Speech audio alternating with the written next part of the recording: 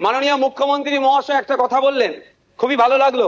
আমরা যারা একাধিকবার বিভিন্ন দপ্তরে লেটার করেছি, ন্যূনতম রেকগনাইজ আমাদের লেটারকে করা হয়নি, ইনক্লুডিং চিফ মিনিস্টারের কাছে।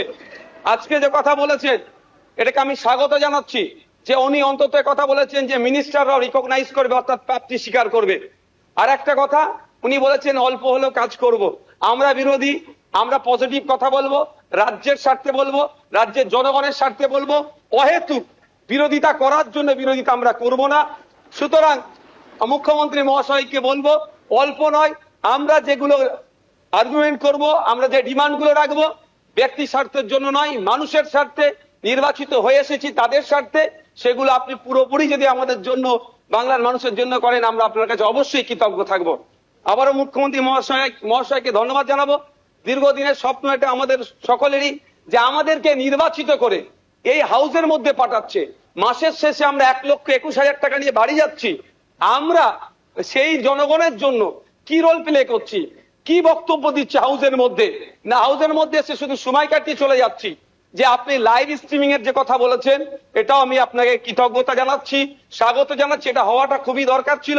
বাংলার মানুষ অন্তত আগামী নির্বাচনগুলোতে তাদের জনপ্রতিনিধি হিসাবে কাদেরকে চুজ করবে, কেমন মানুষকে পাঠানো দরকার, তারা যেখানে বাংলার আইন তৈরি হচ্ছে আগামী 5 বছর বাংলার শিক্ষা, স্বাস্থ্য, কর্মসংস্থান থেকে শুরু করে কৃষকের রুজি রুটির প্রশ্নে, প্যারা টিচার থেকে শুরু করে বিভিন্ন ক্ষেত্রে সমকাজের সমবেতন নিয়ে, এক কথায় আগামী 5 বছর বাংলা কিভাবে চলবে, বাংলার মানুষের স্বার্থে কি আইন তৈরি হচ্ছে, আইন পজিটিভ, একটু ছোট করুন।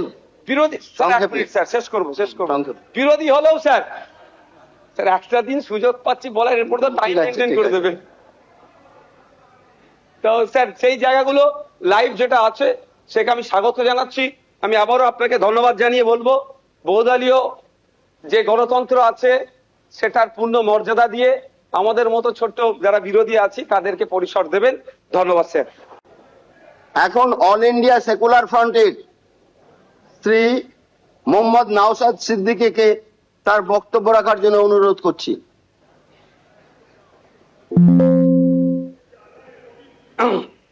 ধন্যবাদ স্পিকার স্যার। আপনাকে অল ইন্ডিয়া সেকুলার ফ্রন্ট পার্টির পক্ষ থেকে স্বাগত জানাচ্ছি স্পিকার নির্বাচিত হওয়ার জন্য।